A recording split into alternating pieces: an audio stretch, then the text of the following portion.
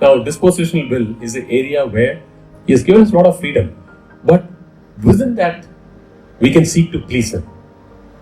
But many things in life are not a clear yes and no. There are a lot of gray areas. Now, some people don't like the word when I use gray. They say, how do you say as a believer there's a gray area in your life? I look at it as a 12 dimensions of life.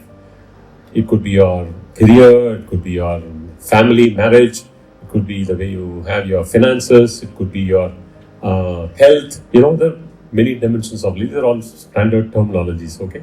12 dimensions of life. Now, in each of these dimensions, you can choose to do what you want. That's a free will God has given. If you take education, you can choose to stop your studies after 5th standard. You can choose to do your PhD. Now, you will not go to hell because you stopped in 5th standard. Certainly not. Nowhere it says. And you will not go to heaven just because you finished your PhD. Again, nowhere it says. You have a freedom. Can you see that freedom? So, that is that dispositional will. Did we ever take time to sit at God's feet and say, Lord, I am at a point in my life where I would like to decide what to do. You please let me know whether I should do this or do this. And God will have a way of honoring our prayer.